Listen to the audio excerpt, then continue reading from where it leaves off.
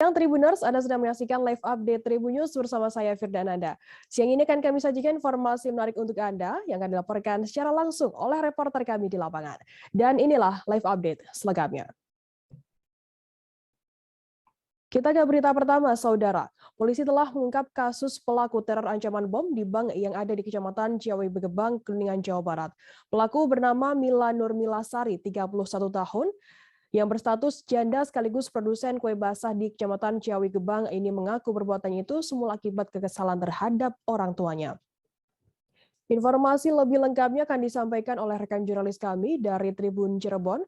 Ada Ahmad Ripai yang saat ini sudah tersambung bersama kami. Halo Ripai. Halo Firda. Ripai, bisa Anda gambarkan, bisa Anda jelaskan sosok dari peneror bom ini siapa? Baik, bisa saya sampaikan, sosok teror bom ini merupakan janda warga desa Kecamatan Ciawi Gebang. Diketahui inisialnya bernama MN.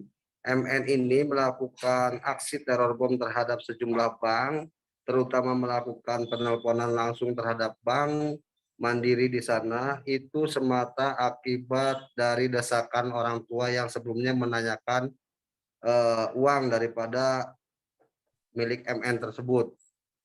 Begitu, Fira. Lantas apakah pelaku ini terlihat sindikat teroris mengatasnamakan Gerakan Merdeka Raya saat ia menyebarkan teror bom tersebut, ia mencantumkan adanya tulisan Gerakan Merdeka Raya. Bisa Anda jelaskan terkait hal ini?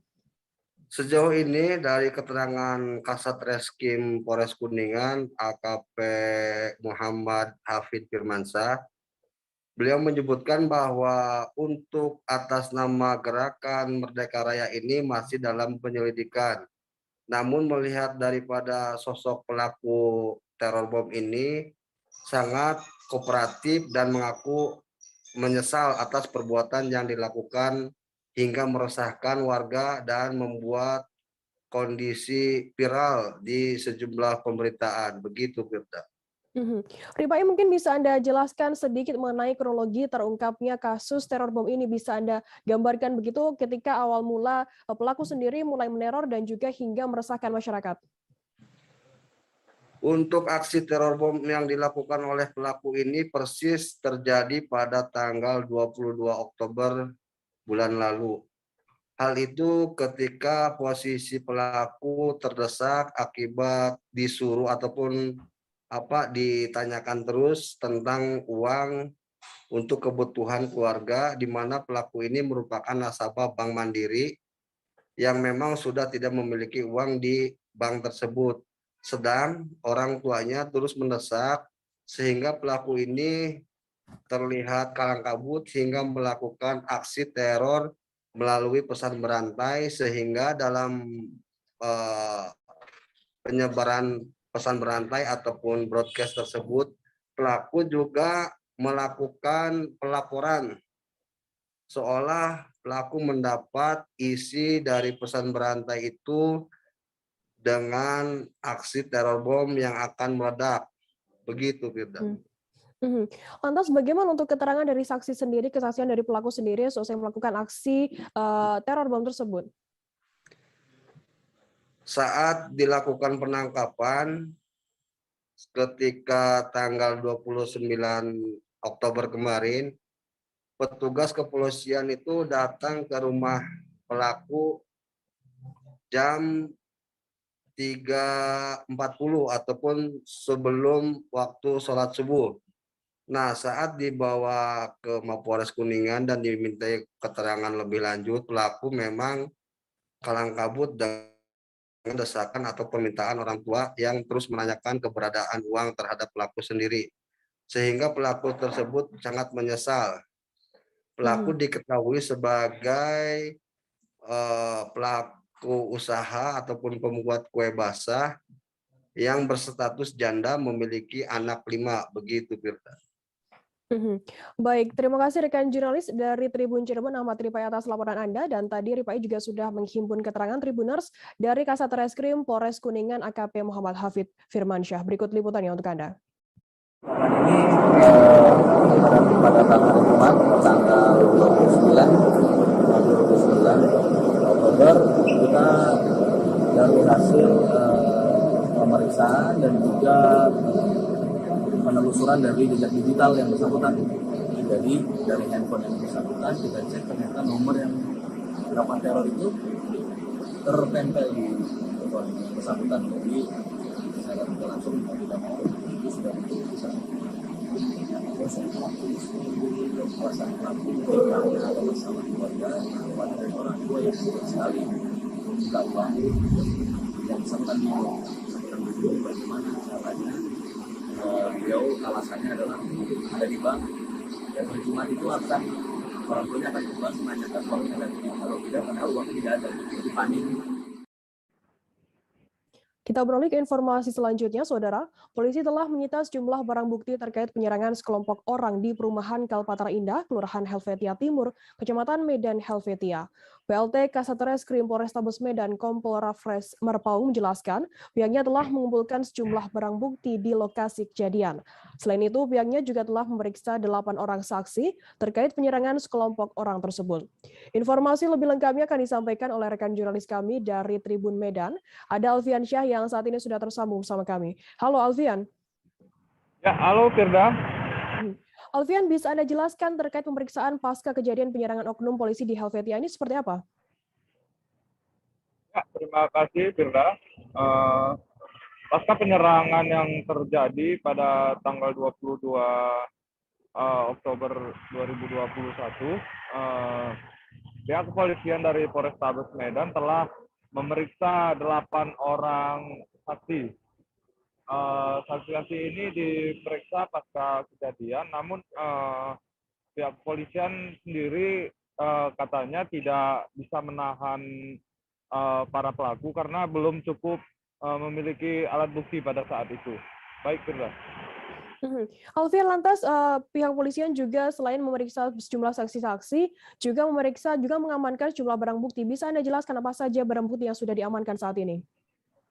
Ya, menurut keterangan polisi, pasca diperiksanya saksi, petugas dari Polrestabes Medan langsung terjun ke lokasi dan mengumpulkan sejumlah barang bukti yang tersisa di lokasi kejadian. Mereka menyita barang bukti berupa patahan kelewang 1 buah dan juga serpihan kaca bekas rumah yang dilempar oleh para pelaku dan juga mobil salah satu korban yang dirusak pada saat itu. Untuk motif kejadiannya sendiri, penyerangan tersebut apakah saat ini sudah diketahui? Ya, berdasarkan keterangan polisi, motifnya memang seperti yang diceritakan di berita awal. Pada saat itu para pelaku ini ada sangkut paut masalah penyewaan truk terhadap Edi, abang korban. Saat itu mereka bercekcok. Setelah bercekcok, kemudian selang beberapa waktu rumahnya langsung diserang oleh puluhan orang. Baik. Untuk kondisi dari adik dari Edi sendiri, Eko, begitu, bagaimana saat ini? Bisa Anda gambarkan kondisi terkininya? Ya, untuk kondisi dari Edi sendiri, semalam juga dihadirkan ke Polrestabes Medan oleh pihak polisi. Kondisinya sudah membaik. Dia cuma terkena luka akibat celurit di bagian tangan. Baik, terima kasih rekan jurnalis dari Tribun Medan, Alfian Syah, atas laporan Anda. Dan tadi Alfian juga sudah menghimpun keterangan Tribuners dari PLT Kasatreskrim Polrestabes Medan, Kompol Rafles Marpaung. Berikut liputannya untuk Anda. Tapi dalam kasus ini saya bisa bagi ada 2 kejadian. Kejadian pertama di mana saudara D dan saudara H sebagai korban yang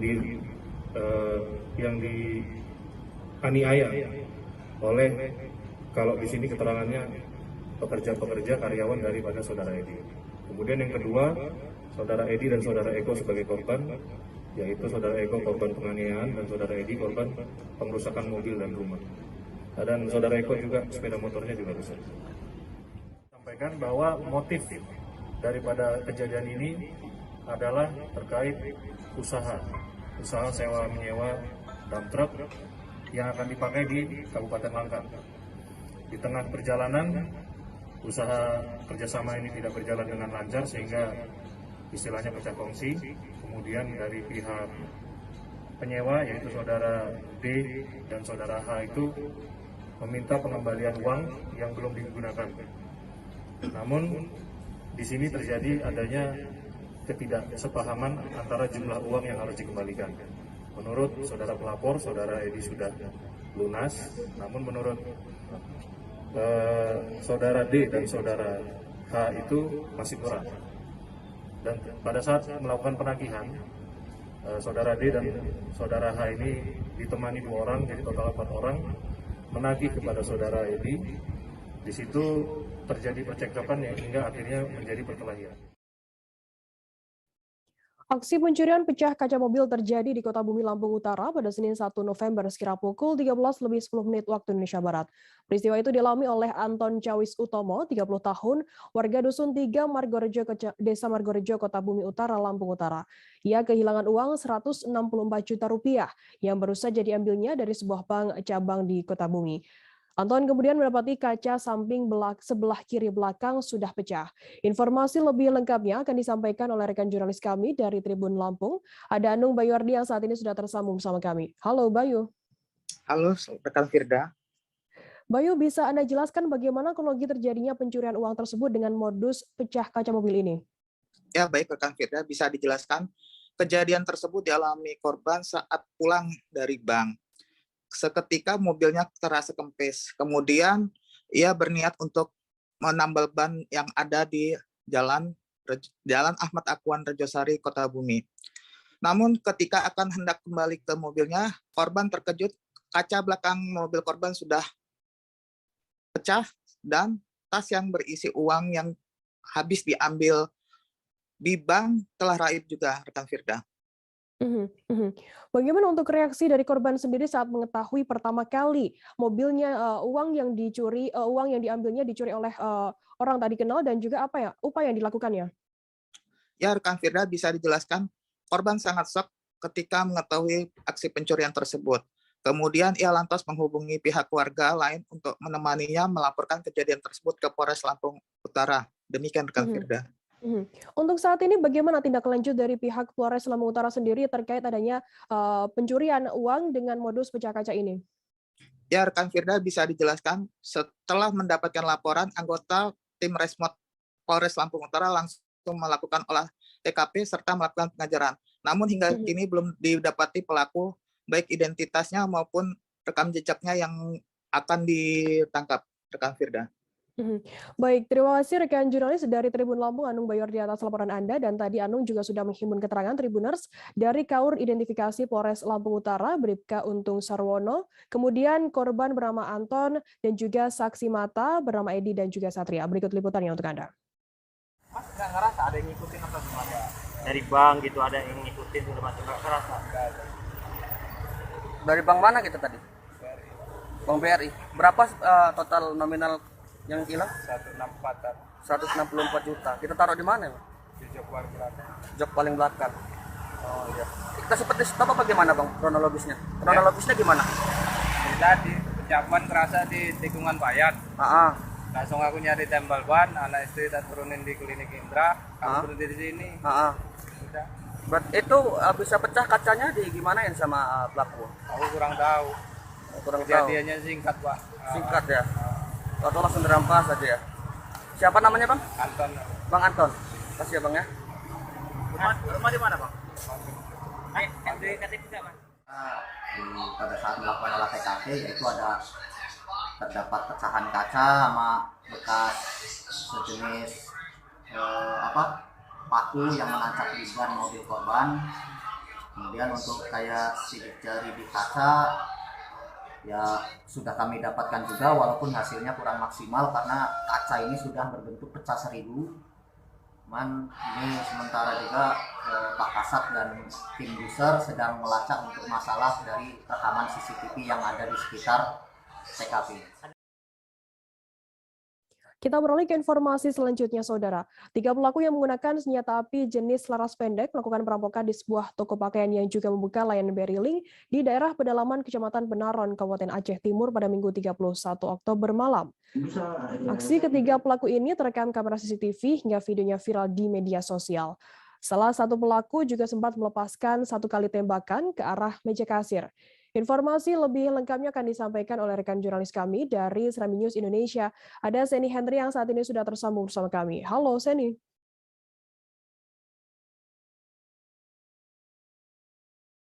Halo rekan Seni.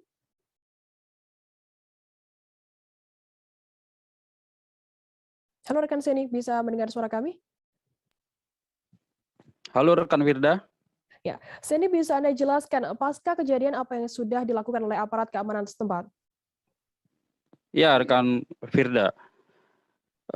Berdasarkan keterangan dari Kapolres Aceh Timur AKBP Mahmud Harisan di Sinurat, pihak kepolisian Polres Aceh Timur membenarkan bahwa telah terjadi tindak pidana perampokan yang dilakukan oleh 3 pelaku yang menggunakan senjata api laras pendek terhadap salah satu toko pakaian yang juga membuka layanan transaksi keuangan di pusat kecamatan Penarun, Aceh Timur pada Minggu malam. Kapolres juga mengatakan bahwa pelaku saat melakukan aksinya pada Minggu malam itu, bahwa pemilik toko sedang melakukan persiapan untuk menutup tokonya, tetapi pemilik toko masih melayani salah satu pelanggan yang sedang melakukan pencairan uang. Saat itulah tiba-tiba ketiga pelaku yang masing-masing membawa senjata api laras pendek masuk ke dalam toko. Lalu ketiga pelaku langsung menodongkan senjata kepada pelanggan yang datang ke toko tersebut, juga menodongkan senjata kepada pemilik toko dan kepada penjaga toko. Dan salah satu juga pelaku sempat melepaskan tembakan ke meja kasir. Setelah pelaku berhasil menundukkan pemilik toko, kemudian pelaku dengan mudahnya mengambil uang dari laci meja kasir dan membawanya kabur. Kapolres mengaku pasca kejadian pihaknya langsung menurunkan tim untuk melakukan olah TKP, melakukan pemeriksaan kepada sejumlah saksi dan pengejaran terhadap pelaku sampai hari ini, rekan Firda. Seni, lantas bagaimana untuk hasil olah TKP dari pihak kepolisian sendiri dan bagaimana upaya dari kepolisian untuk mengejar pelaku sendiri? Iya, rekan Firda. Berdasarkan hasil olah TKP pihak kepolisian Senin pagi kemarin, polisi menemukan 1 selongsong peluru bekas tembakan di lantai dan juga menemukan bekas tembakan di meja kasir di dalam toko tersebut. Selain itu, pihak kepolisian Polres Aceh Timur juga telah mengamankan 1 unit sepeda motor yang diduga milik pelaku yang digunakan saat melakukan perampokan pada Minggu malam. Dan sampai saat ini polisi masih melakukan pengejaran terhadap para pelaku. Demikian rekan Firda. Apakah saat ini sudah teridentifikasi begitu identitas dari ketiga pelaku, Seni? Ya, rekan Firda, berdasarkan hasil pemeriksaan pihak kepolisian terhadap korban dan hasil olah TKP serta barang bukti yang ditemukan, dugaan sementara motif daripada motif pelaku melakukan aksi ini adalah murni perampokan. Karena apa? Karena para pelaku dalam menjalankan aksinya tidak melukai pemilik toko. Para pelaku hanya mengambil uang milik korban senilai 140 juta rupiah. Tapi untuk motif pastinya dari akan diketahui apabila pelaku tertangkap nanti. Kapolres mengaku bahwa sampai saat ini pihaknya masih melakukan penyelidikan dan pengejaran terhadap pelaku, dan pihak polisi juga telah mengantongi telah mengidentifikasi ciri-ciri pelaku, rekan Firda. Baik, terima kasih rekan jurnalis dari Seremi News Indonesia, Seni Hendri, atas laporan Anda. Saat selalu selamat bertugas kembali. Tribuners, seusai jeda kami akan kembali dengan informasi menarik lainnya, tetap di Live Update. Oke, apa kabar Bang Arifki di sini untuk strateginya? Kalau saya sendiri di Gimip 37 ini yang semalam baru mulai, saya udah pas. Sebenarnya aku nggak ngerasa itu penangkapan atau penggerebegan atau apapun itu. Karena gini loh, posisinya aku kriteria. Jadi kita mengenal disebut dengan stroke yang tidak berdarah dengan stroke yang berdarah. Stroke yang tidak berdarah itu biasanya ditandai dengan adanya penyumbatan. Kalau itu terjadi di sini mungkin pikirnya tidak ke situ kali ya. Tapi kalau di Korea atau di Kamboja itu ada beberapa paper yang saya itu Mas, ya, dulunya tukang koran. Oh gitu ya. Tukang koran. Ya, saya baca itu Pak. Tuh kan pernah baca kan? Ya. Jadi kalau saya jadi tanggam itu udah bersyukur banget. Si anak ini dijadikan sebagai tersangka begitu. Ya, kalau ini kita bicara yang di luar kasus Sebongombo ya. Dengan nama hujan shower, di mana terdapat batas jelas antara daerah hujan dan tidak hujan yang biasanya terjadi pada fase awal mature stage atau tahap berbahaya itu Kang. Jadi mulai artinya terjadinya perlembekan. Nah itu untuk penetrasi akan sulit. Gitu ya. Dok, saya ini menurut saya memang tidak mudah, bukan urusan tanah diambil. Kalau misalnya Amerika Serikat sekarang, Rasulullah mengatakan dalam sebuah hadis bahwa berpuasa di 6 hari Syawal itu. Oke, apa kabar Bang Arifki di sini untuk strateginya? Kalau saya sendiri di Gimip 37 ini yang semalam baru mulai, saya udah pas. Sebenarnya aku nggak ngerasa itu penangkapan atau penggerebegan atau apapun itu. Karena gini loh, posisinya kriteria. Jadi kita mengenal disebut dengan stroke yang tidak berdarah dengan stroke yang berdarah. Stroke yang tidak berdarah itu biasanya ditandai dengan adanya penyumbatan. Kalau itu terjadi di sini mungkin pikirnya tidak ke situ kali ya. Tapi kalau di Korea atau di Kamboja itu ada beberapa paper yang saya itu Mas, ya, dulunya tukang koran. Oh gitu ya. Tukang koran. Ya, saya baca itu Pak. Tuh kan pernah baca kan? Ya. Jadi kalau saya jadi tanggam itu udah bersyukur banget. Si anak ini dijadikan sebagai tersangka begitu. Ya, kalau ini kita bicara yang di luar kasus Sebongombo ya. Dengan nama hujan shower, di mana terdapat batas jelas antara daerah hujan dan tidak hujan yang biasanya terjadi pada fase awal mature stage atau tahap berbahaya itu Kang. Jadi mulai artinya terjadinya perlembekan. Nah itu untuk penetrasi akan sulit. Gitu ya. Dok, saya ini menurut saya memang tidak mudah, bukan urusan tanah diambil. Kalau misalnya Amerika Serikat sekarang, Rasulullah mengatakan dalam sebuah hadis bahwa berpuasa di 6 hari Syawal itu. Oke, apa kabar Bang Arifki di sini untuk strateginya? Kalau saya sendiri di Gimip 37 ini yang semalam baru mulai, saya udah pas.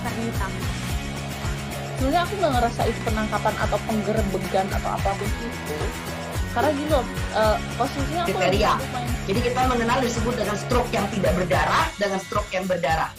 Stroke yang tidak berdarah itu biasanya ditandai dengan adanya penyumbatan. Kalau itu terjadi di sini mungkin pikirnya tidak ke situ kali ya. Tapi kalau di Korea atau di Kamboja itu ada beberapa paper yang saya itu Mas, ya, dulunya tukang koran. Oh gitu ya. Tukang koran. Ya, saya baca itu Pak. Tuh kan pernah baca kan? Ya. Jadi kalau saya jadi tanggam itu udah bersyukur banget. Si anak ini dijadikan sebagai tersangka begitu. Ya, kalau ini kita bicara yang di luar kasus Sebongombo ya. Dengan nama hujan shower, di mana terdapat batas jelas antara daerah hujan dan tidak hujan yang biasanya terjadi pada fase awal mature stage atau tahap berbahaya itu Kang. Jadi mulai artinya terjadinya perlembekan. Nah itu untuk penetrasi akan sulit gitu ya. Dok, saya ini menurut saya memang tidak mudah, bukan urusan tanah diambil. Kalau misalnya Amerika Serikat sekarang, Rasulullah mengatakan dalam sebuah hadis bahwa berpuasa di 6 hari Syawal itu. Oke, apa kabar Bang Arif di sini untuk strateginya? Kalau saya sendiri di Game 37 ini yang semalam baru mulai, saya udah sebenarnya aku nggak ngerasa itu penangkapan atau penggerebegan atau apapun itu, karena gini loh, posisinya aku kriteria. Jadi kita mengenal disebut dengan stroke yang tidak berdarah dengan stroke yang berdarah. Stroke yang tidak berdarah itu biasanya ditandai dengan adanya penyumbatan. Kalau itu terjadi di sini mungkin pikirnya tidak ke situ kali ya, tapi kalau di Korea atau di Kamboja itu ada beberapa paper yang saya itu mas, ya dulunya tukang koran. Oh gitu ya. Tukang koran. Ya, saya baca ya Pak. Tuh kan pernah baca kan? Ya. Jadi kalau saya jadi tanggam itu udah bersyukur banget. Si anak ini dijadikan sebagai tersangka begitu. Ya kalau ini kita bicara yang di luar kasus Sebongombo ya. Dengan nama hujan shower, di mana terdapat batas jelas antara daerah hujan dan tidak hujan yang biasanya terjadi pada fase awal mature stage atau tahap berbahaya dewasa. itu Kang. Jadi mulai artinya terjadinya perlembekan. Nah itu untuk penetrasi akan sulit gitu ya. Dok, saya ini menurut saya memang tidak mudah, bukan urusan tanah diambil. Kalau misalnya Amerika Serikat sekarang, Rasulullah mengatakan dalam sebuah hadis bahwa berpuasa di 6 hari Syawal itu. Oke, apa kabar Bang Arif di sini untuk strateginya? Kalau saya sendiri di Game 37 ini yang semalam baru mulai, saya udah sebenarnya aku nggak ngerasa itu penangkapan atau penggerebegan atau apapun itu, karena gini loh, posisinya aku kriteria. Jadi kita mengenal disebut dengan stroke yang tidak berdarah dengan stroke yang berdarah. Stroke yang tidak berdarah itu biasanya ditandai dengan adanya penyumbatan. Kalau itu terjadi di sini mungkin pikirnya tidak ke situ kali ya, tapi kalau di Korea atau di Kamboja itu ada beberapa paper yang saya itu mas, ya dulunya tukang koran. Oh gitu ya. Tukang koran. Ya, saya baca ya Pak. Tuh kan pernah baca kan? Ya. Jadi kalau saya jadi tanggam itu udah bersyukur banget. Si anak ini dijadikan sebagai tersangka begitu. Ya kalau ini kita bicara yang di luar kasus Sebongombo ya. Dengan nama hujan shower, di mana terdapat batas jelas antara daerah hujan dan tidak hujan yang biasanya terjadi pada fase awal mature stage atau tahap berbahaya dewasa. itu Kang. Jadi mulai artinya terjadinya perlembekan. Nah itu untuk penetrasi akan sulit gitu ya. Dok, saya ini menurut saya memang tidak mudah, bukan urusan tanah diambil. Kalau misalnya Amerika Serikat sekarang, Rasulullah mengatakan dalam sebuah hadis bahwa berpuasa di 6 hari Syawal itu. Oke, apa kabar Bang Arif di sini untuk strateginya? Kalau saya sendiri di Game 37 ini yang semalam baru mulai, saya udah sebenarnya aku nggak ngerasa itu penangkapan atau penggerebegan atau apapun itu, karena gini loh, posisinya aku kriteria. Jadi kita mengenal disebut dengan stroke yang tidak berdarah dengan stroke yang berdarah. Stroke yang tidak berdarah itu biasanya ditandai dengan adanya penyumbatan. Kalau itu terjadi di sini mungkin pikirnya tidak ke situ kali ya, tapi kalau di Korea atau di Kamboja itu ada beberapa paper yang saya itu mas, ya dulunya tukang koran. Oh gitu ya. Tukang koran. Ya, saya baca ya Pak. Tuh kan pernah baca kan? Ya. Jadi kalau saya jadi tanggam itu udah bersyukur banget. Si anak ini dijadikan sebagai tersangka begitu. Ya kalau ini kita bicara yang di luar kasus Sebongombo ya. Dengan nama hujan shower, di mana terdapat batas jelas antara daerah hujan dan tidak hujan yang biasanya terjadi pada fase awal mature stage atau tahap berbahaya dewasa. itu Kang. Jadi mulai artinya terjadinya Terima kasih Anda masih bersama kami di live update. Kita beralih ke informasi selanjutnya, Saudara. Satuan Reserse Narkoba Polres Karimun melakukan pemusnahan barang bukti narkotika jenis sabu pada Senin 1 November kemarin. Sebanyak 1 kg yang dimusnahkan oleh Kapolres Karimun, Kasat Narkoba, Kasih BB Kejari Karimun, dan Kepala BNN Kabupaten Karimun. Adapun pemusnahan tersebut dilakukan dengan direndam di air panas yang masih mendidih. Informasi lebih lengkapnya akan disampaikan oleh rekan jurnalis kami dari Tribun Batam. Ada Yeni Hartati yang saat ini sudah tersambung bersama kami. Halo Yeni. Halo. Yeni, bisa Anda jelaskan bagaimana pelaksanaan pemusnahan yang dilakukan oleh pihak Satres Narkoba Polres Karimun ini? Baik, sebelumnya pihak Satres Narkoba Polres Karimun itu melakukan penindakan pada 24 September 2021 silam, di mana dalam penangkapan itu ada 5 tersangka yang berinisial SN, AM, AD, SH, dan PN. Nah, dari 5 tersangka itu diamankan di TKP, tempat kejadian perkara itu di Jalan Asia Afrika, Kelurahan Sungai Lakap Timur, Kecamatan Karimun, sekitar pukul 21.00 waktu Indonesia Barat. Nah, kemudian pemusnahan yang dilakukan itu dengan barang bukti narkotika jenis sabu itu dilakukan direndam dengan air panas, kemudian dibuang di dalam sepiteng dan disaksikan oleh 3 tersangka tersebut. Seperti itu. Kemudian ada berapa berat barang bukti yang sudah dimusnahkan oleh pihak Satres Narkoba Polres Karimun sendiri? Nah, baik, untuk jumlah barang buktinya itu terdapat 1 bungkus narkotika yang diduga jenis sabu dibungkus plastik bening yang dikemas di dalam teh Cina merek Guanyiwang, di mana berat bersihnya itu sekitar berjumlah 1038 gram, kemudian disisihkan sebanyak 32,21 gram. Nah, ini fungsinya untuk dilakukan di laboratorium dan sebagai barang bukti dalam persidangan. Kemudian yang dimusnahkan itu sendiri sekitar 1005,79 gram, seperti itu. Ya, ini kemudian bagaimana untuk hukuman dari yang dijatuhkan kepada para tersangka sendiri? Nah, baik, untuk hukuman itu kelima tersangka dikenai oleh pasal 114 ayat 2, subsidiar pasal 112 ayat 2, JO pasal 132 ayat 1 Undang-Undang RI nomor 35 tentang narkotika, di mana ancaman paling singkat kelima tersangka 5 tahun penjara dan paling lama sekitar 20 tahun penjara. Kemudian adanya hukuman seumur hidup atau hukuman mati dan dibayar denda sebanyak 10 miliar hingga 10 miliar. Seperti itu, Dev. Baik, Tribuners, jurnalis kami tadi juga sudah menghimpun keterangan dari Kasat Res Narkoba Polres Karimun, AKP Elwin Kristanto, dan berikut liputannya untuk Anda.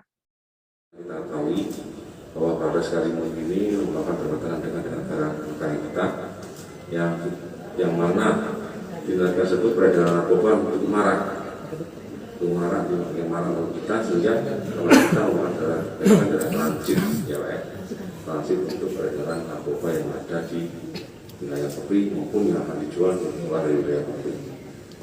Dengan adanya pengungkapan ini, kita berharap menjadi satu momentum yang tepat bahwa kita siap berperang melawan narkoba, khususnya yang ada di wilayah Karimun dan pada umumnya yang ada di nasional. Jadi yang kita tahu bahwa Kapolri menyampaikan kepada kita bahwa perang terus sama drug war dengan narkoba ataupun penyalahgunaan lainnya yang dapat mengganggu generasi kita.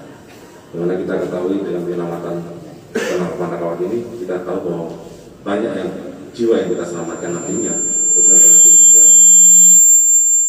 Dari muda kita dengan adanya narkoba yang kita tangkap ini, bila tidak tertangkap, pasti akan berbahaya bagi generasi muda masa depan. Kita tahu bahwa pengungkapan ini yang kita tahu ada pada bulan September kemarin yang kita ungkap ada 5 tersangka.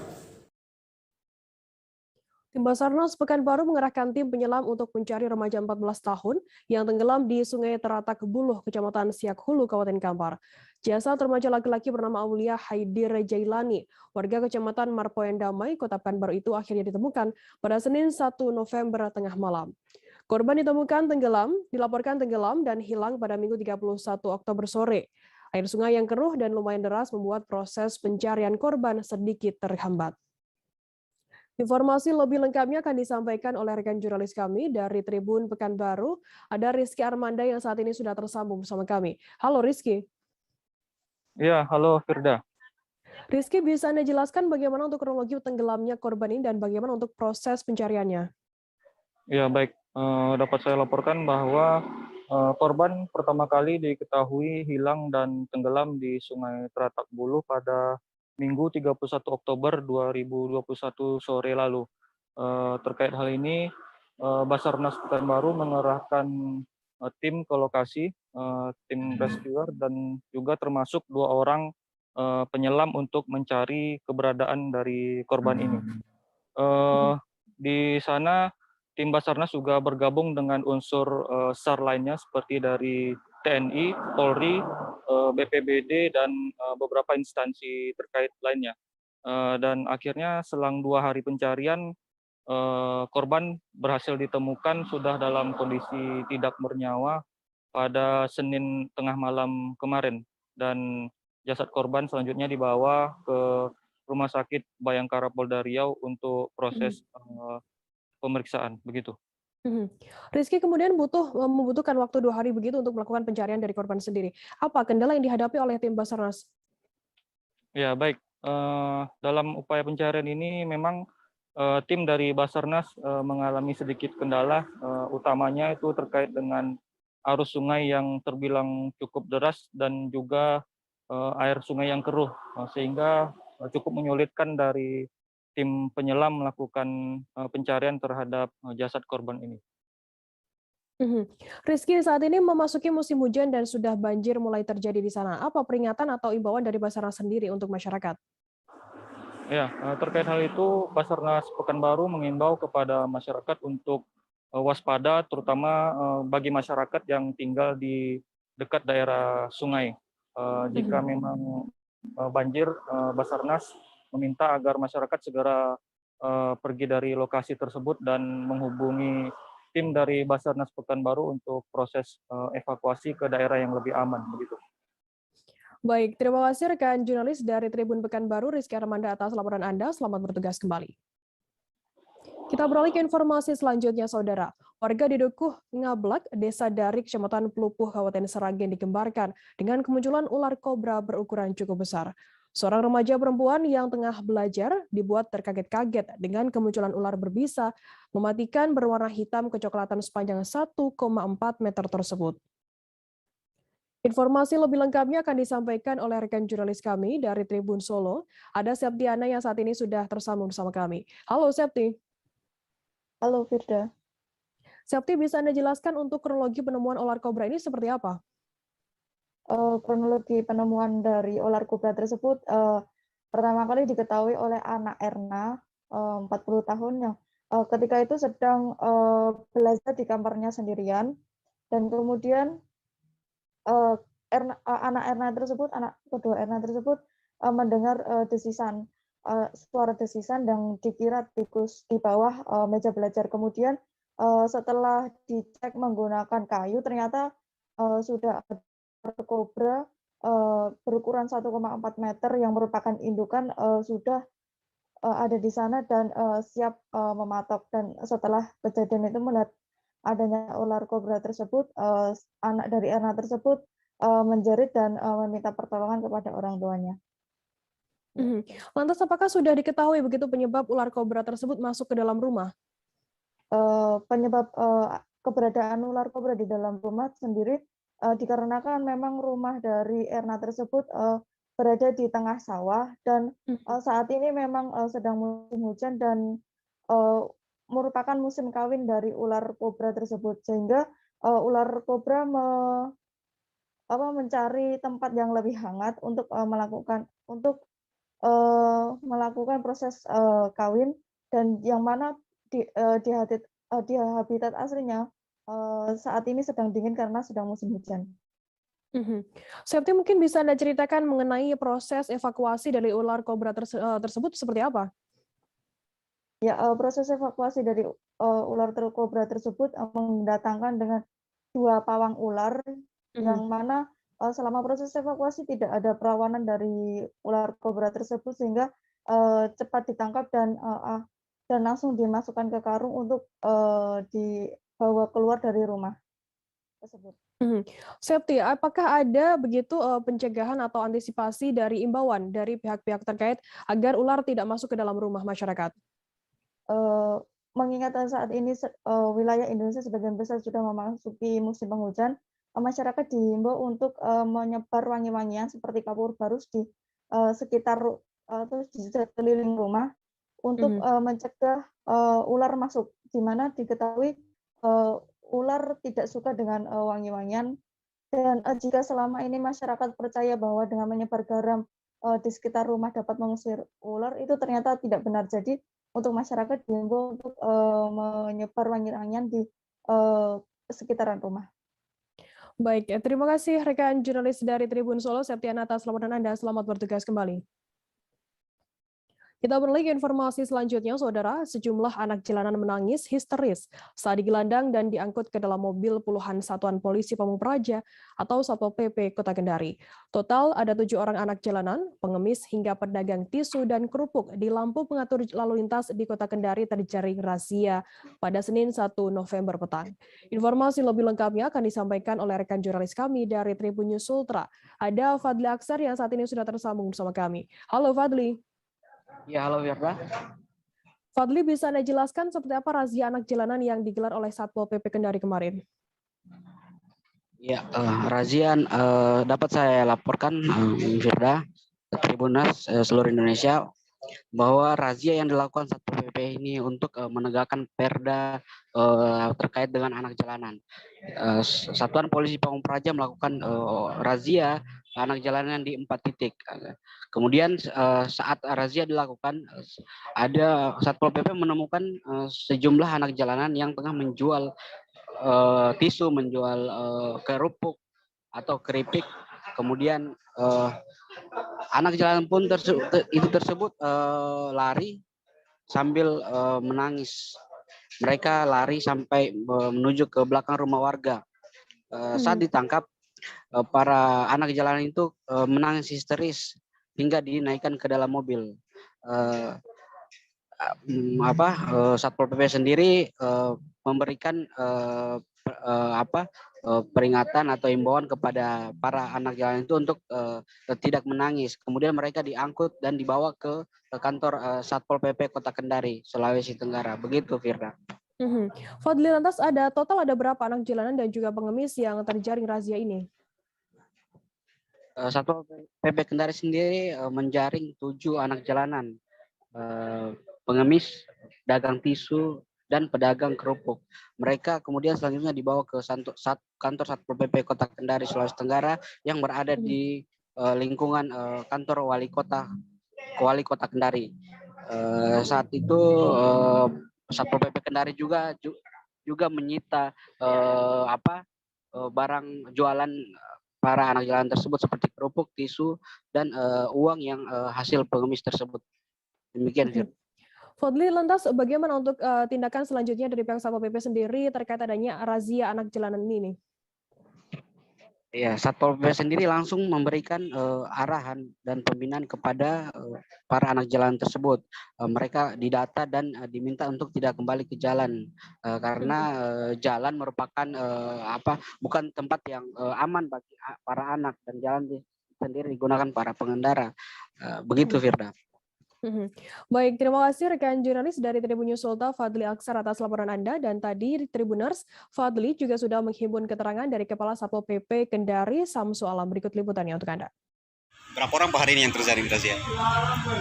Yang didapat sebenarnya di jalan itu agak banyak, cuman sebagian itu melarikan diri, yang sempat diangkat sama teman-teman di lapangan itu kurang lebih 7 orang untuk diberikan pengarahan agar mereka bisa beraktivitas seperti biasanya untuk kegiatan anak-anak seperti normal.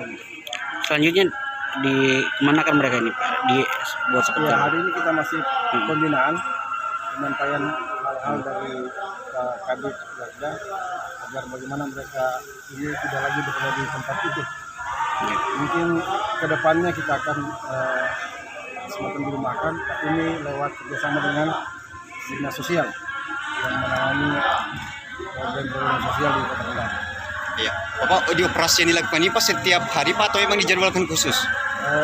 Tidak ada jadwal khusus, kami tinggal lihat situasi di lapangan. Tribuners, kita akan jeda sejenak. Kami masih akan menyajikan informasi menarik untuk Anda selesai ini. Tetaplah di Live Update. Oke, apa kabar Bang Ariski di sini untuk strateginya? Kalau saya sendiri di Gumip 37 ini yang semalam baru mulai, saya udah sebenarnya aku nggak ngerasa itu penangkapan atau penggerebegan atau apapun itu. Karena gini loh, posisinya aku kriteria. Jadi kita mengenal disebut dengan stroke yang tidak berdarah dengan stroke yang berdarah.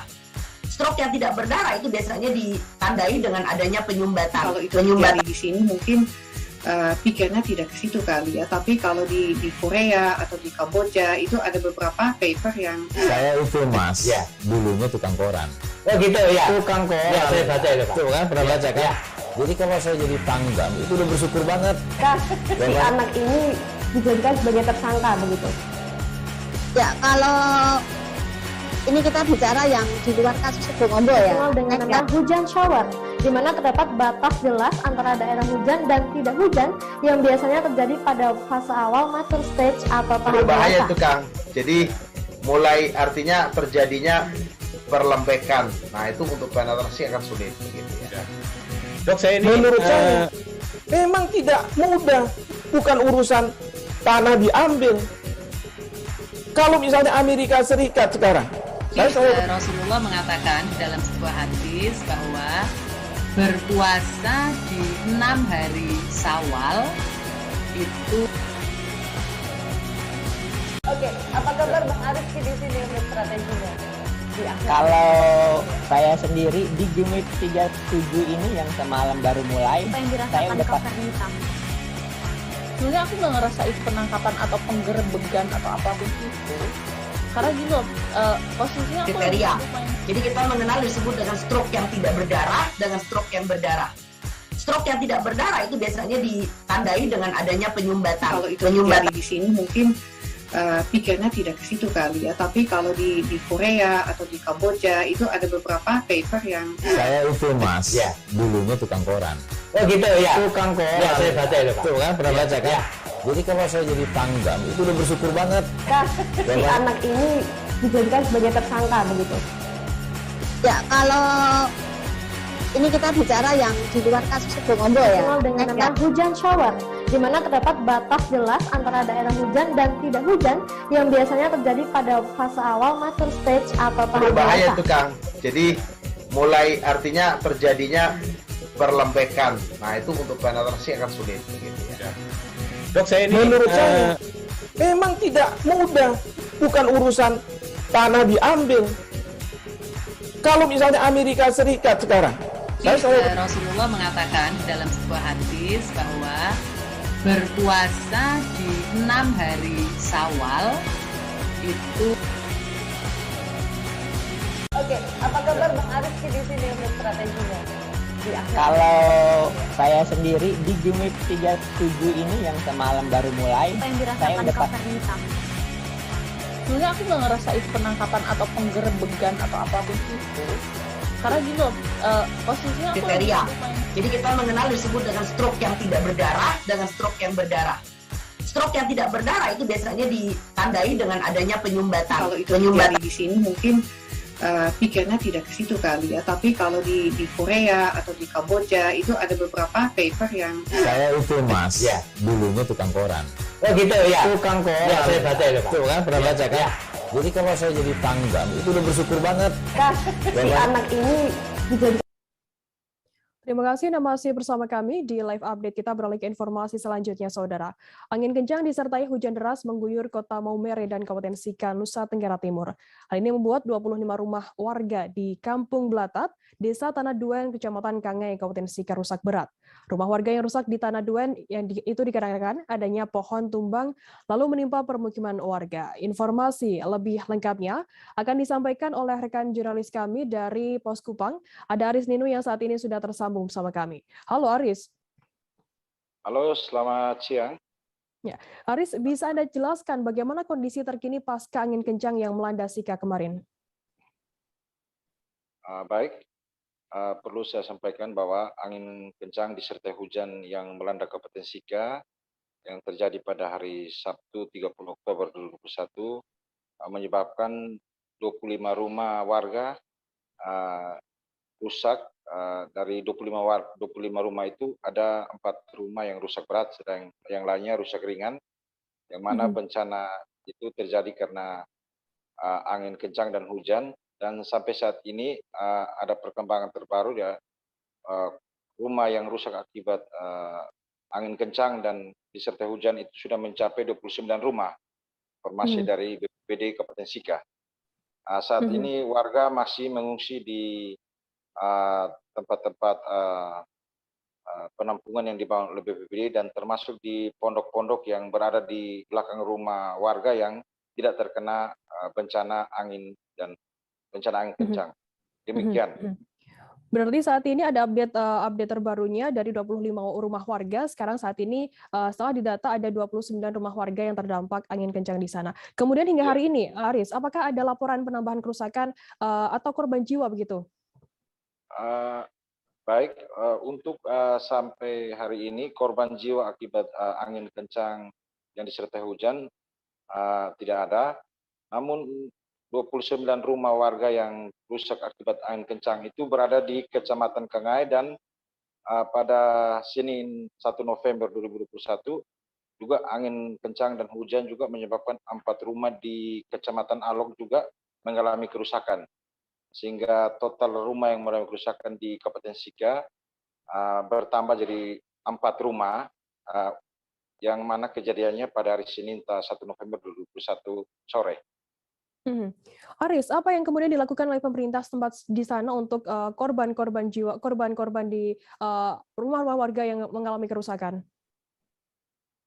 Saat ini tim BPBD dan Dinas Sosial sudah melakukan pendataan pasca bencana, lalu memberikan bantuan tanggap darurat kepada para korban, lalu melakukan pendataan kerugian-kerugian yang dialami para korban untuk diberikan bantuan. Untuk jangka pendek, pemerintah melalui BPBD Sika dan Dinas Sosial memberikan bantuan makan minum kepada para korban yang berada di tempat penampungan karena rumah mereka mengalami kerusakan. Demikian. Baik, terima kasih rekan jurnalis dari Pos Kupang, Aris Ninu atas laporan Anda. Selamat bertugas kembali. Kita beralih ke informasi selanjutnya, Saudara. Hujan deras mengguyur wilayah Kabupaten Mamasa, Sulawesi Barat pada Jumat 29 Oktober kemarin. Tidak hanya mengakibatkan akses jalan terputus. Hujan deras juga mengakibatkan sebagian besar sawah milik warga di Kecamatan Tabulahan terendam banjir. Satu di antaranya yakni di Desa Pangandaran, Kecamatan Tabulahan. Akibatnya, sawah warga yang sudah digarap terpaksa gagal tanam. Informasi lebih lengkapnya akan disampaikan oleh rekan jurnalis kami dari Tribun Sulbar. Ada Samuel yang saat ini sudah tersambung bersama kami. Halo, Samuel. Iya, Firda. Samuel, bisa Anda jelaskan bagaimana untuk dampak banjir sendiri di Desa Pangandaran, Kecamatan Tabulahan? Iya, Firda dan Tribuners, dapat saya jelaskan bahwa banjir bandang yang terjadi pada 29 Oktober lalu memang berdampak cukup parah terhadap pertanian warga di Desa Pangandaran, di mana hingga saat ini tercatat kurang lebih 50 hektar sawah milik warga itu rusak akibat material longsor, banjir maksud saya, dan juga itu persawahan warga ini tertimbun oleh material berupa pohon besar, dan juga jalan untuk menuju ke desa ini memang hingga saat ini masih terputus. Begitu, Firda. Kemudian bagaimana untuk respon dari pemerintah setempat sendiri untuk mengatasi banjir di sana? Ya, betul sekali bahwa berdasarkan hasil konfirmasi kami kepada Wakil Bupati bahwa sejak kemarin sore itu beliau telah menugaskan BPBD bersama Dinas Sosial untuk melakukan asesmen di Desa Pangandaran. Namun hingga pagi tadi berdasarkan hasil konfirmasi kami juga bahwa pihak tim BPBD yang hendak melakukan asesmen di Desa Pangandaran ini mengalami kendala. Kendala itu disebabkan karena akses jalan yang menuju ke lokasi ini belum bisa dilalui. Sehingga oleh pihak tim dari BPBD ini terpaksa tidak melanjutkan perjalanan untuk menuju ke lokasi akibat akses jalan masih terputus. Begitu, Firda. Baik, terima kasih rekan jurnalis dari Tribun Sulbar Samuel atas laporan Anda, dan tadi Samuel juga sudah menghimpun keterangan Tribuners dari Wakil Bupati Mamasa, Martinus, dan berikut liputannya untuk Anda.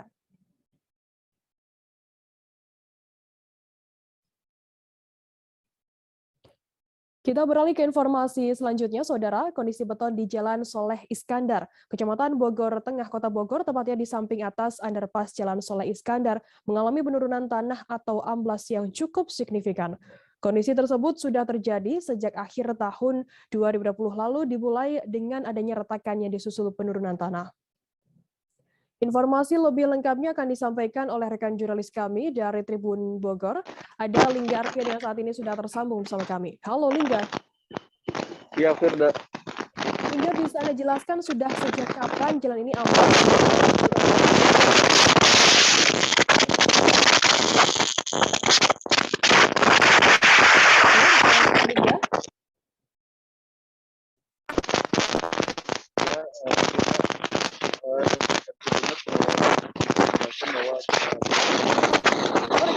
Kami tidak bisa mendengar suara Anda dengan jelas.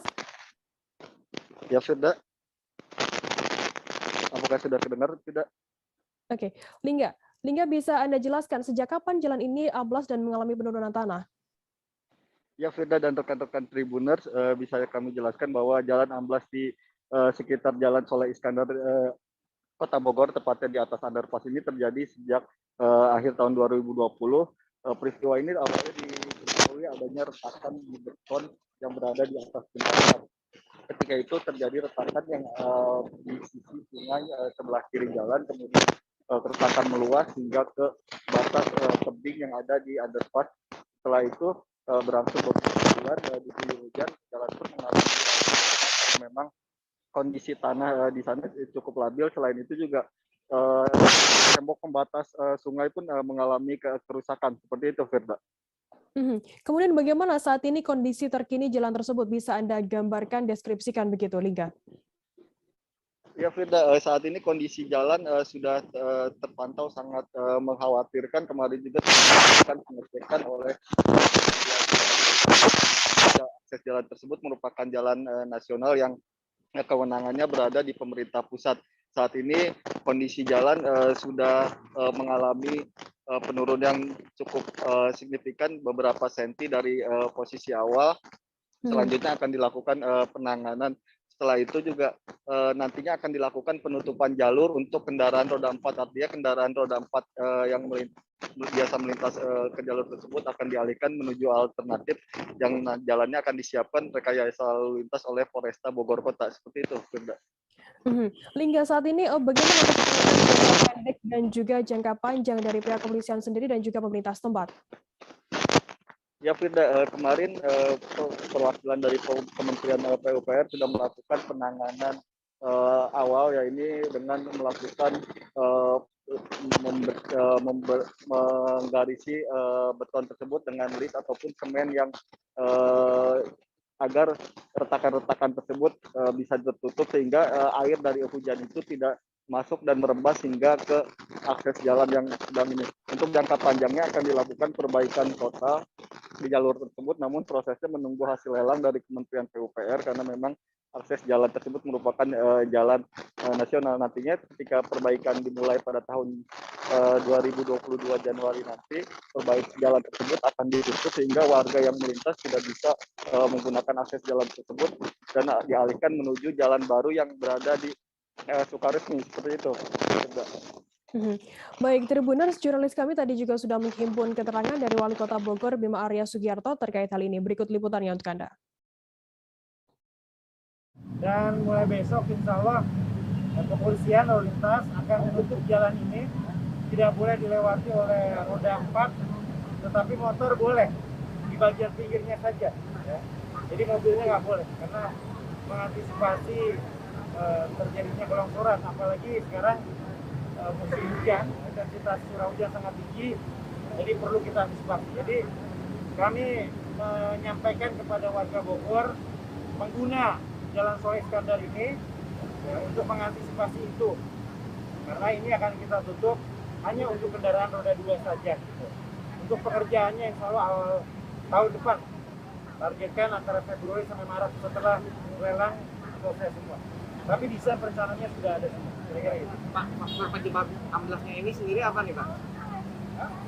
Ya ini kan sudah cukup lama ya, ini dibangun tahun 2005 ya, sudah 15 tahun lebih.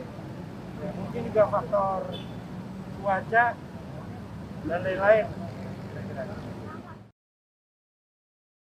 Ribuan hama ulat bulu menyerang kantor Dinas Perumahan dan Kawasan Pemukiman atau Perkim Kota Pagaralam, Sumatera Selatan pada Selasa 2 November 2021. Ribuan ulat bulu tampak memenuhi hampir semua kawasan di kantor tersebut. Kondisi ini membuat sejumlah pegawai dan masyarakat yang hendak berkunjung ke kantor tersebut harus berhati-hati. Informasi lebih lengkapnya akan disampaikan oleh rekan jurnalis kami dari Seripaku.com, ada Wawan Septiawan yang saat ini sudah tersambung bersama kami. Halo Wawan. Ya, Firda. Wawan, bisa Anda jelaskan apa penyebab ribuan hama ulat bulu ini menyerang kawasan perkantoran tersebut? Ya, selamat sore Tribuners dan rekan Firda, bahwa memang saat ini hama ulat ini sudah hampir memenuhi salah satu kantor PU di Kota Pagaralam, Sumatera Selatan.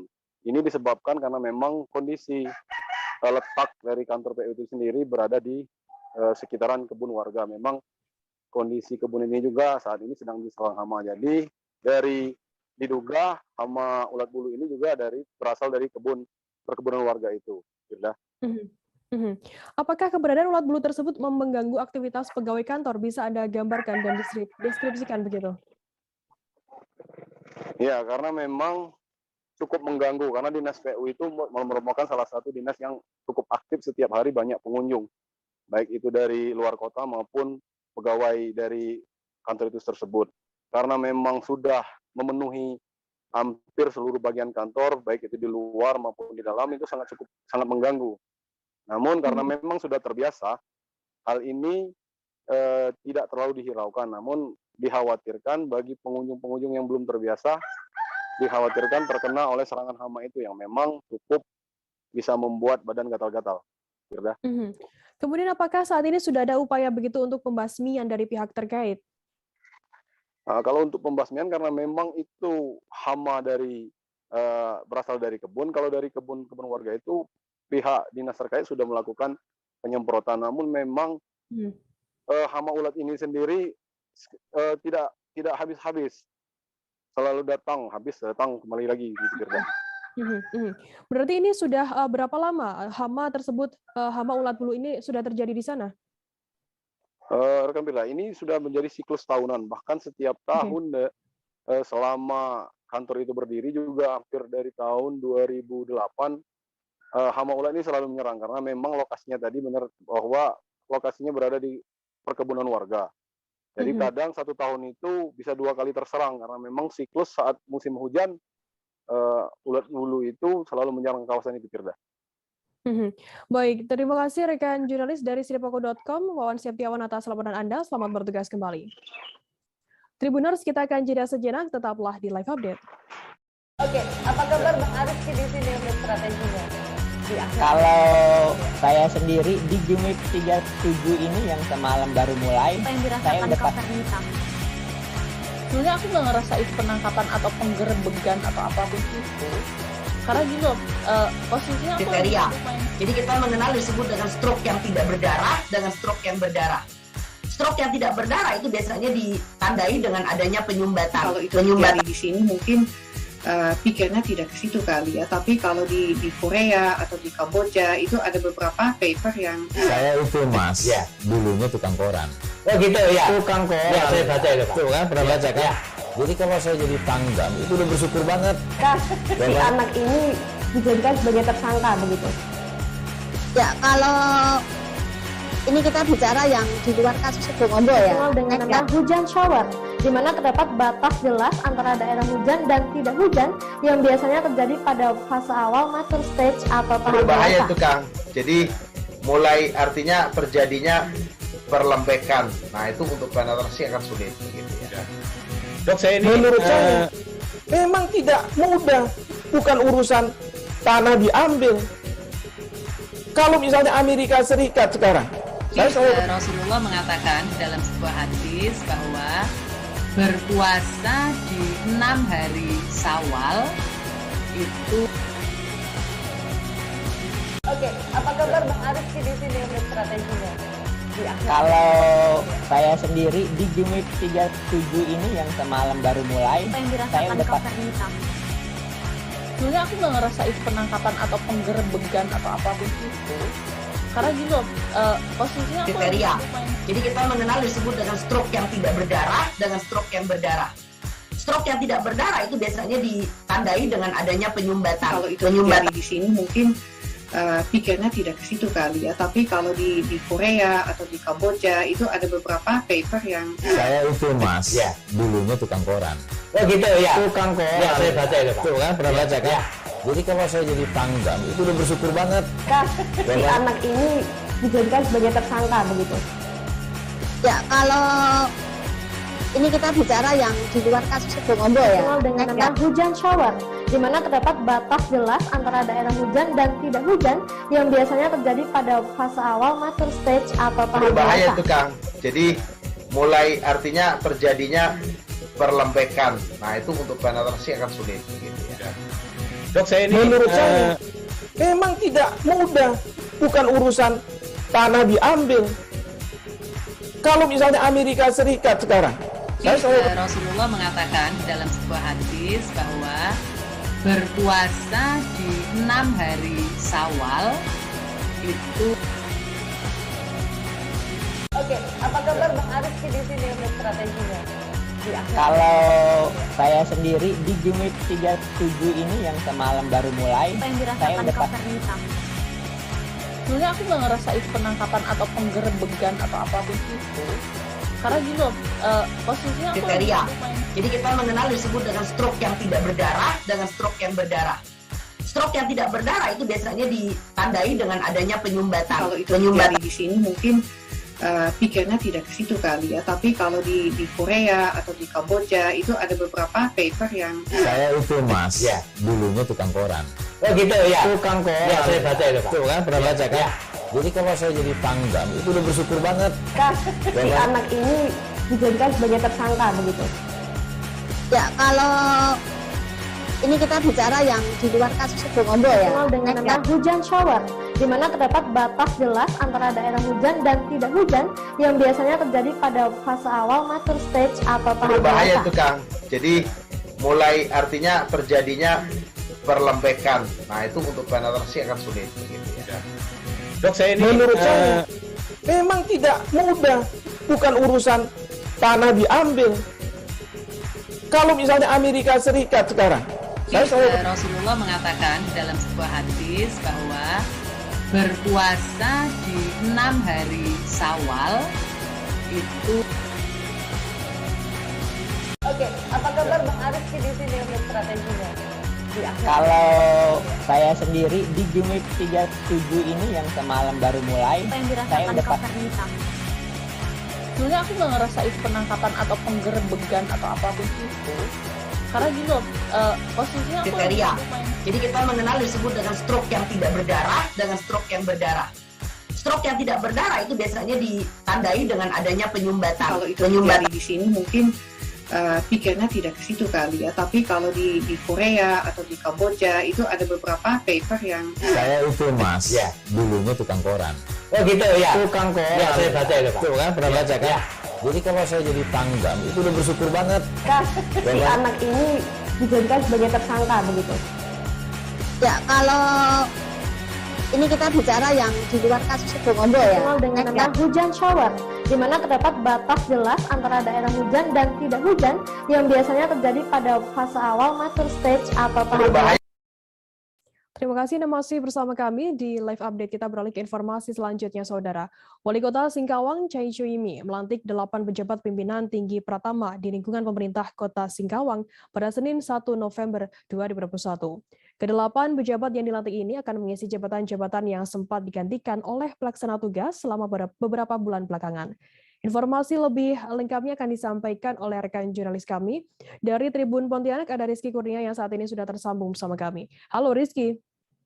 Halo Firda. Rizky, bisa Anda jelaskan bagaimana proses pelantikan dan pengambilan sumpah kemarin? Ya, baik Firda dan juga Tribuners. Nah, untuk proses pelantikan dan pengambilan sumpah pejabat pimpinan tinggi Pratama yang digelar pada Senin 1 November 2021 kemarin berjalan lancar tanpa terkendala. Nah, selain Wali Kota Singkawang, Ibu Chai Chuimi dan para pejabat yang baru dilantik, proses pelantikan juga dihadiri oleh Sekretaris Daerah atau Sekda Kota Singkawang, para asisten pemerintah, serta kepala OPD lainnya. Nah, adapun nama-nama pejabat yang baru dilantik ini, yaitu Julianus Anus sebagai asisten pemerintah dan kesejahteraan rakyat Sekretariat Daerah Kota Singkawang, Evan Ernanda sebagai Kepala Dinas Komunikasi dan Informatika, Sutiarto sebagai Kepala Dinas Sosial, Duyanti sebagai Kepala Dinas Pertanian, Alexander sebagai Kepala Dinas Kesehatan, dan Yasmalizar sebagai Kepala Dinas Penanaman Modal, kemudian ada Filipus sebagai Kepala Satuan Polisi Pamong Praja, dan Ahmad Hardin sebagai Direktur Rumah Sakit Umum Daerah Abdul Aziz. Nah, para pejabat yang dilantik ini merupakan orang-orang yang berhasil masuk dalam 3 besar nilai tertinggi pada seleksi yang digelar di bulan September dan Oktober lalu. Nah, dalam seleksi ini ada berbagai tahapan, mulai dari pemeriksaan berkas, kemudian ada rekam jejak, kompetensi teknis, hingga wawancara bersama panitia seleksi atau pansel dan user, ya ini wali kota. Nah, mereka yang memiliki poin tertinggi dan masuk ke 3 besar inilah yang kemudian akan dipilih salah satunya oleh user, ya ini wali kota, untuk menempati jabatan di masing-masing OPD yang mereka daftar. Begitu, Firda. Kemudian Rizky, apa saja pesan dari wali kota sendiri kepada para pejabat baru ini?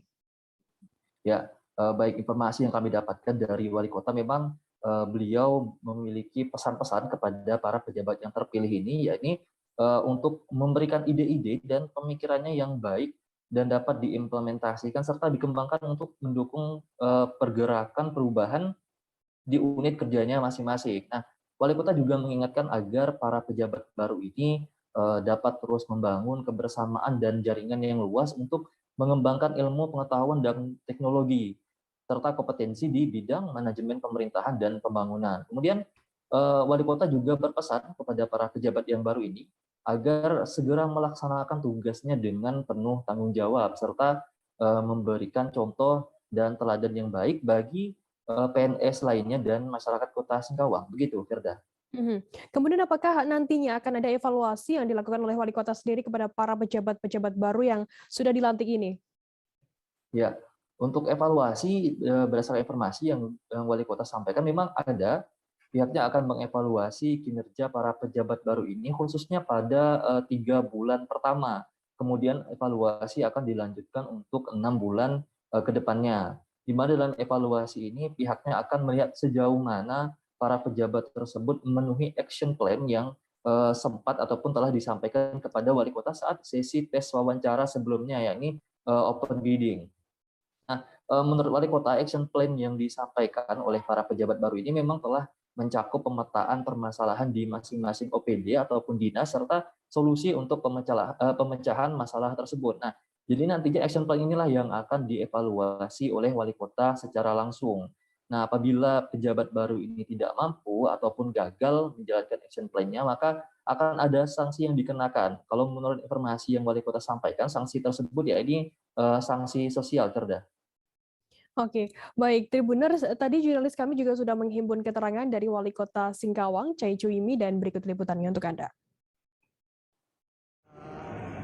Yang dilantik ini bisa melaksanakan tugas dan kewajibannya seperti bagaimana saat kita wawancara. Semua mengatakan saya mampu merubah 6 bulan, ada yang 3 bulan ya. Nah ini nanti saya mau lihat yang dijanjikan seperti apa, karena mereka yang dilantik ini adalah sudah melalui satu proses open bidding ya. Mereka menyampaikan mengetahui permasalahan dan solusi atau rencana plan actionnya, action plan-nya sudah dilaksanakan apa disampaikan kepada saya saat itu, ya mudah-mudahan bisa melakukan apa yang sudah disampaikan.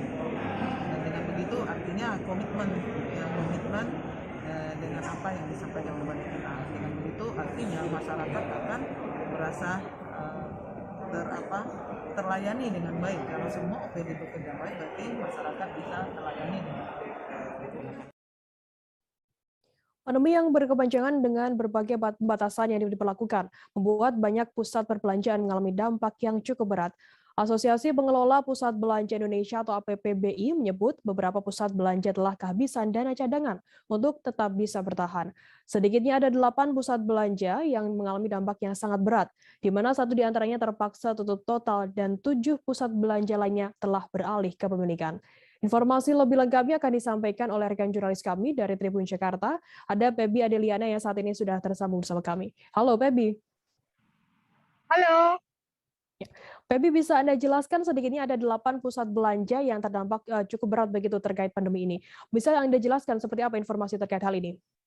Baik, Firda. Pandemi yang berkepanjangan ini tentunya memang membawa dampak yang cukup berat bagi berbagai sektor. Salah satunya turut dirasakan oleh para pengusaha pusat belanja.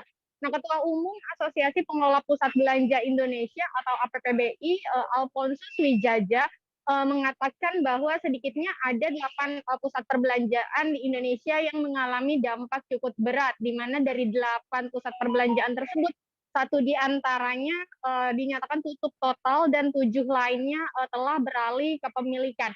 Nah, pusat perbelanjaan ini menurut keterangan beliau memang tidak dirincikan secara jelas di mana lokasi-lokasinya, akan tetapi dari 8 pusat perbelanjaan tersebut merupakan pusat perbelanjaan yang berada di area Pulau Jawa dan juga luar Pulau Jawa, begitu Firda. Nah, di saat pusat-pusat belanja ini telah kehabisan dana cadangan, mereka disebut kesulitan untuk tetap bisa bertahan. Nah, menurutnya hal ini salah satu faktornya adalah kemampuan dari setiap pusat belanja yang tidak sama rata antara satu sama yang lain. Di antaranya beberapa pusat belanja justru sudah memiliki kinerja yang kurang maksimal, bahkan sebelum pandemi COVID-19 melanda Indonesia begitu, sehingga hal ini juga yang menyebabkan beberapa pusat perbelanjaan tersebut mengalami dampak yang lebih berat selama adanya pandemi begitu, Firda. Oke, lantas 1 tutup total dan juga 7 lainnya beralih ke pemilikan. Begitu melihat kondisi ini, Pebi, seperti apa prospek usaha pusat belanja ke depannya menurut APPBI sendiri? Ya, memang mengutip pernyataan yang kami terima dari Alphonsus bahwa prospek usaha pusat perbelanjaan ke depannya memang sebetulnya masih cukup baik begitu. Mengingat pusat perbelanjaan ini adalah salah satu fasilitas masyarakat untuk memenuhi kebutuhan dasar dan juga kebutuhan hidup masyarakat. Apalagi untuk sektor usaha retail yang termasuk dalam sektor konsumsi masyarakat yang masih mendominasi perekonomian Indonesia begitu, Firda.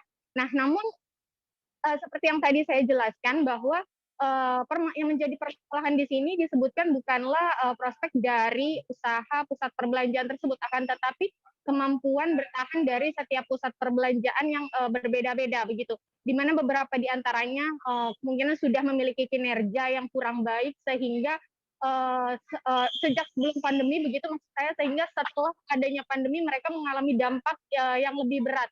Nah, meski begitu, APPBI sendiri optimis bahwa kondisi sulit yang dialami oleh pengusaha pusat belanja ini hanya bersifat sementara karena pandemi COVID-19 begitu. Nah, nantinya diharapkan pusat perbelanjaan sendiri mulai stabil seiring dengan pemerataan vaksinasi yang ada di Indonesia begitu, Firda.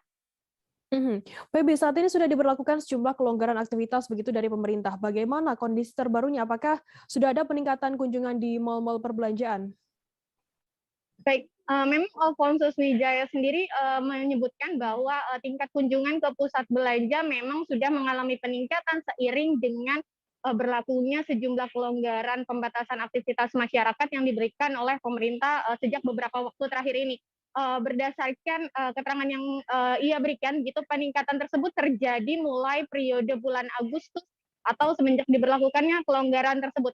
Nah, tren tingkat kunjungan yang terus meningkat ini tentunya sangat membantu kondisi usaha pusat perbelanjaan untuk kembali bangkit dari kondisi sulit di tengah pandemi COVID-19. Nah, diharapkan nantinya sampai dengan akhir tahun tren tingkat kunjungan tersebut bisa mencapai rata-rata hingga 50%, Firda.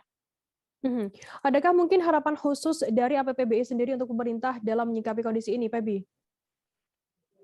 Ya, baik. Berdasarkan keterangan yang kami terima pada wawancara kemarin, begitu, memang Ketua Umum Asosiasi Pengelola Pusat Belanja Indonesia atau APPBI ini, Alfonsus Wijaya, berharap agar pemerintah bisa memperpanjang berbagai relaksasi yang sempat diberikan kepada para pengusaha selama pandemi COVID-19 ini. Nah, berbagai relaksasi, stimulus juga subsidi ini diharapkan bisa meringankan beban pengusaha dan juga para pekerja yang terdampak akibat pandemi ini.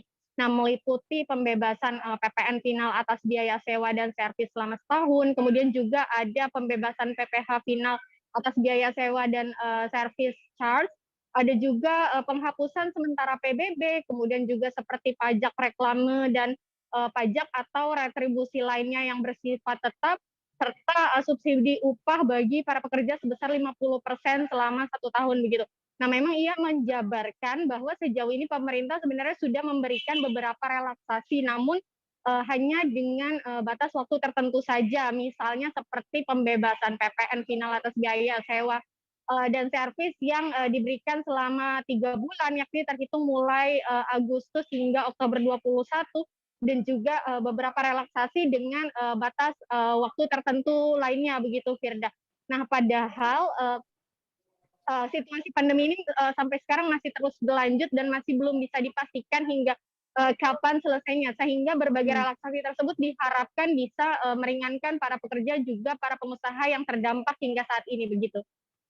Baik, terima kasih rekan jurnalis dari Tribun Jakarta, Pebi Adeliani atas laporan Anda. Selamat bertugas kembali. Kita beralih ke informasi selanjutnya, Saudara. Sebanyak 28 guru dari 14 sekolah yang ada di kota dan Kabupaten Jayapura mengikuti giat orientasi guru dalam penerapan sekolah atau madrasah sehat. Nutrition Officer Perwakilan UNICEF Papua Barat, Dwi Kristanto, mengatakan kegiatan tersebut merupakan dukungan dari UNICEF terhadap pemerintah Provinsi Papua. Informasi lebih lengkapnya akan disampaikan oleh rekan jurnalis kami dari Tribun Papua, ada Aldi Bimantara yang saat ini sudah tersambung bersama kami. Halo Aldi.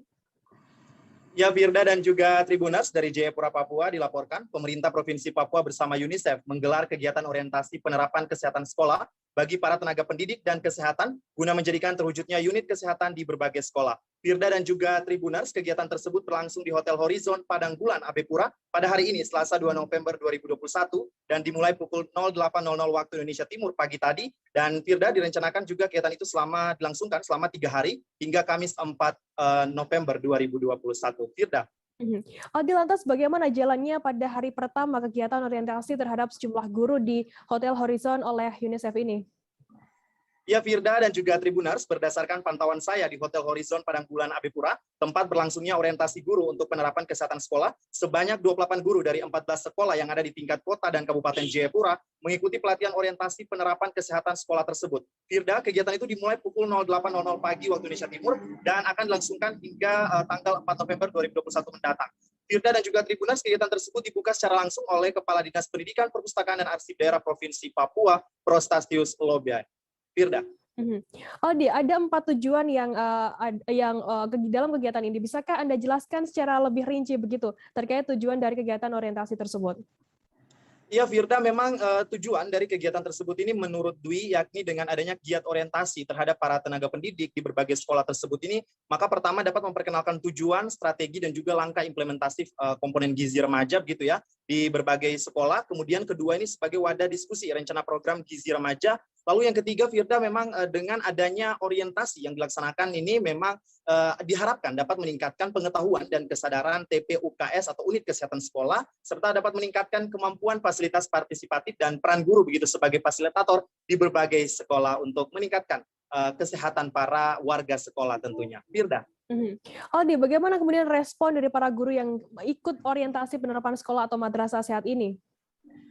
Ya, Firda, memang berdasarkan wawancara saya bersama salah satu guru di tingkat SMA yang mengikuti giat orientasi tersebut, mereka merespon atau menanggapinya dengan positif dan baik terhadap giat orientasi penerapan kesehatan sekolah di kota dan Kabupaten Jayapura. Dan mereka berharap dengan adanya giat-giat orientasi seperti ini, para guru ataupun tenaga pendidik lainnya bisa dibekali secara pengetahuan dan juga dapat meningkatkan kesadaran mereka terkait pentingnya keberadaan atau eksistensi dari unit kesehatan sekolah di berbagai sekolah yang ada di kota dan Kabupaten Jayapura. Firda dan juga Tribuners, dapat saya informasikan juga memang sebaiknya memang dalam penerapan UKS ini diberlakukan untuk semua sekolah yang ada di Provinsi Papua, tidak hanya di kota dan Kabupaten Jayapura, agar kedepannya ekspansinya lebih luas lagi dan kita dapat menciptakan kader-kader pembangunan dan juga kader-kader kesehatan remaja dari sekolah untuk bangsa begitu. Demikian Firda yang dapat saya laporkan dari Jayapura, Papua. Untuk sementara kembali ke Anda di studio. Baik, terima kasih rekan jurnalis dari Tribun Papua Aldi Bimantara atas laporan Anda. Dan tadi Aldi, Tribuners juga sudah menghimpun keterangan dari Nutrition Officer Perwakilan UNICEF Papua Barat, Dwi Kristanto, dan juga Kepala DPPAD Provinsi Papua, Prostasius Lobia. Berikut liputannya untuk Anda.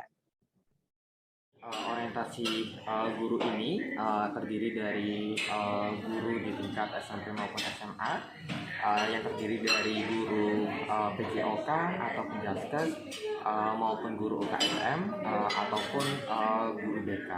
Nah, selain itu juga kami melibatkan teman-teman atau mitra dari tenaga kesehatan khususnya dari puskesmas. Nah, sehingga kami berharap dengan adanya program atau kegiatan ini dapat mendukung implementasi sekolah ataupun madrasah sehat di tingkat sekolah. Dari berapa sekolah yang terlibat, Kak, kira-kira?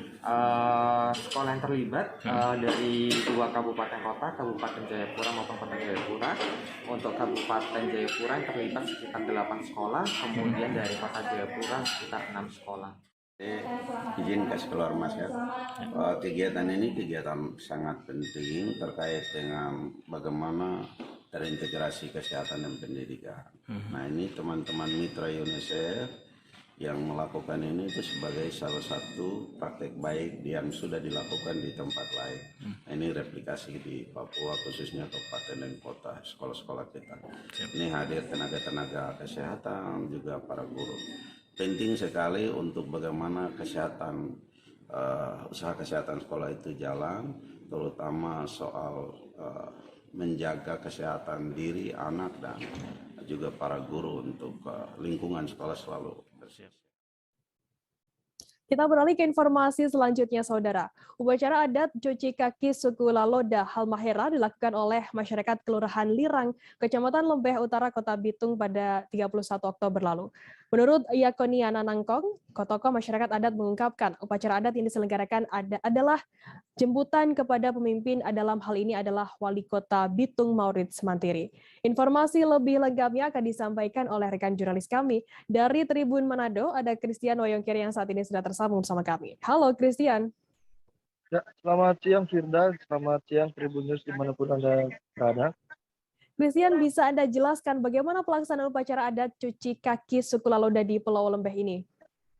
Baik, seperti yang telah disampaikan tadi, upacara atau adat yang dilaksanakan oleh masyarakat Kelurahan Mawa, Kelurahan Lirang, Kecamatan Lembeh Utara, Kota Bitung, Provinsi Sulawesi Utara, disebut adat cuci kaki yang berasal dari suku Laloda Halmahera, di mana pelaksanaan upacara cuci kaki ini diberikan kepada pimpinan tertinggi kota, yaitu dalam hal ini Wali Kota Bitung, Insinyur Maurits Mantiri, dan sang istri, Ibu Rita Tangkudung, yang juga Ketua Tim Penggerak PKK.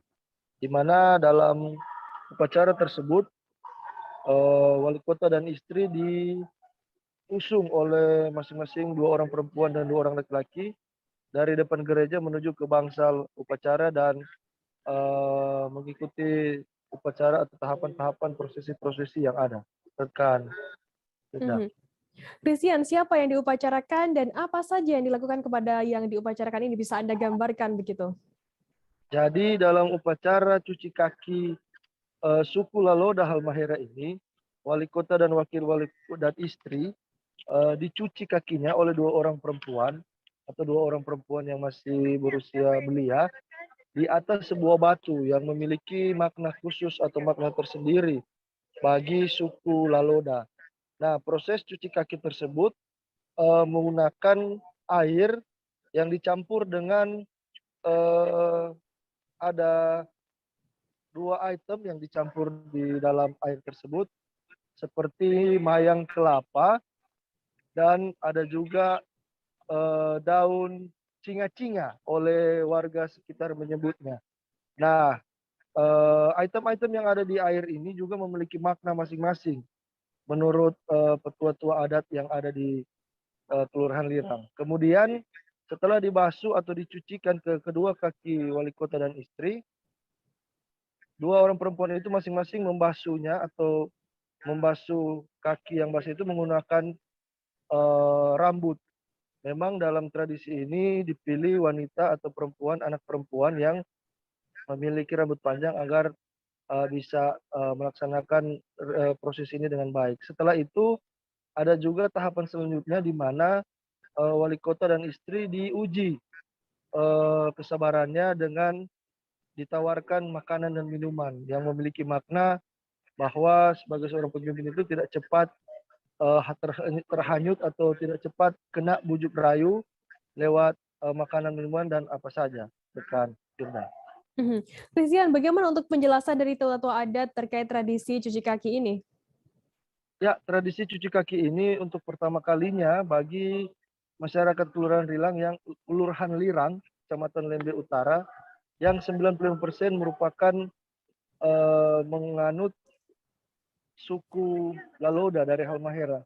Ini baru pertama kali dan kembali dilestarikan dan merupakan upacara adat yang dilakukan kepada wali kota pertama di sepanjang kepemimpinan Kota Bitung dan dilaksanakan dirangkaikan dengan sejumlah kegiatan seperti ucapan syukur dari jemaat Bahtera Lirang, kemudian ada peletakan batu pertama, kemudian ada pengucapan syukur masyarakat, dan kegiatan ini dilaksanakan untuk masyarakat Lirang agar wali kota atau pimpinan Kota Bitung tidak melupakan masyarakat dan tidak berbuat hal-hal yang tidak diinginkan.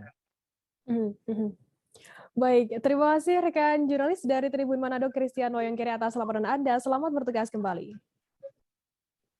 Tribuners, informasi tadi sekaligus menutup perjumpaan kita dalam live update hari ini. Jangan lupa saksikan terus live update di seluruh kanal YouTube dan Facebook Tribun Network. Saya Vidana, wakil yang bertugas, pamit undur diri. Terima kasih dan sampai jumpa. Terima kasih. Jangan lupa like, subscribe, dan share ya.